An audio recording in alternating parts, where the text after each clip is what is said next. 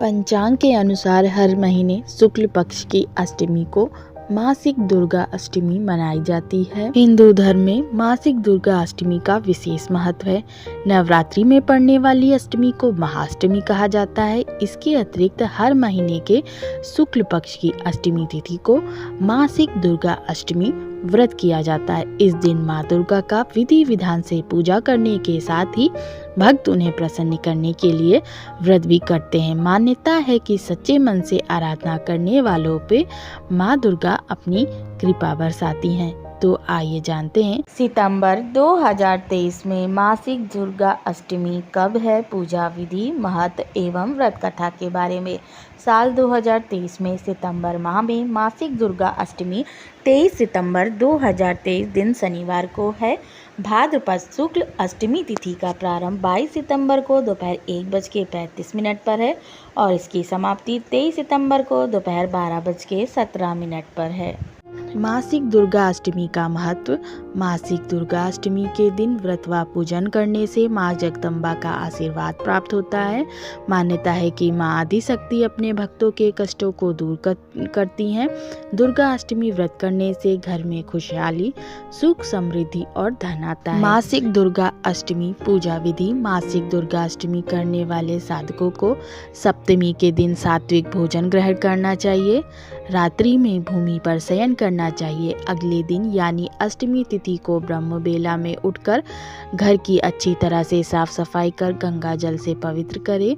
उसके उपरांत गंगा जल युक्त पानी से स्नान ध्यान करें। फिर लाल रंग का लवीन वस्त्र धारण कर आचमन करें और अपने आप को पवित्र करें। इस समय माता का ध्यान कर व्रत का संकल्प लें। अब पूजा गृह में एक चौकी पर माँ दुर्गा की प्रतिमा अथवा तस्वीर स्थापित कर उपचार करें। माँ दुर्गा को लाल रंग अति प्रिय है, अतः पूजा में उन्हें लाल पुष्प और लाल फल अवश्य भेंट करें।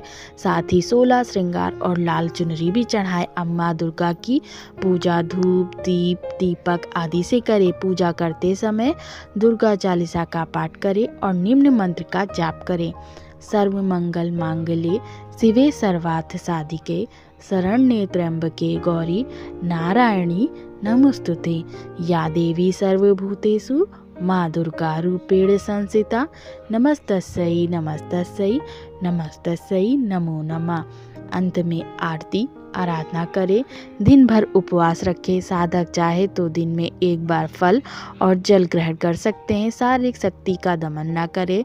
यथाशक्ति तथा भक्ति के भाव से व्रत उपवास करें।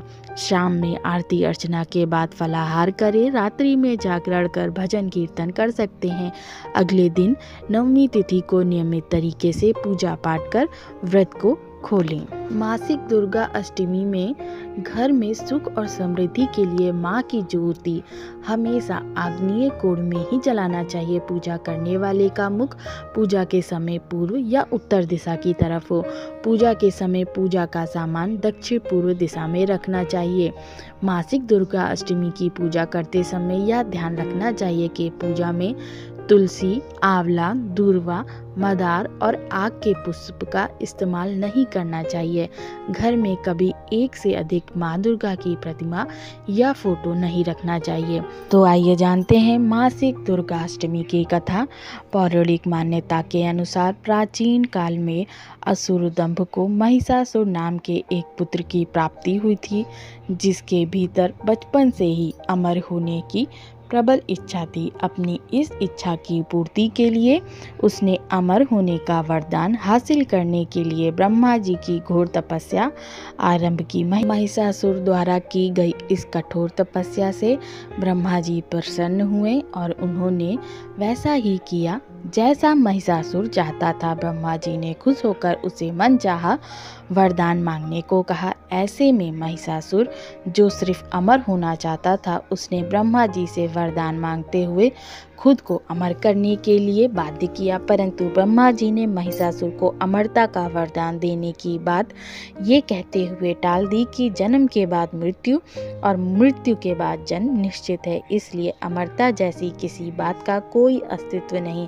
जिसके बाद ब्रह्मा जी की बात सुनकर महिषासुर ने उनसे एक अन्य वरदान मानने की इच्छा जताते हुए कहा कि ठीक है, यदि मृत्यु नहीं होना तय है तो मुझे ऐसा वरदान दे दीजिए कि मेरी मृत्यु किसी स्त्री के हाथ से ही हो। इसके अलावा अन्य कोई दैत्य, मानव या देवता कोई भी मेरा वध न कर पाए।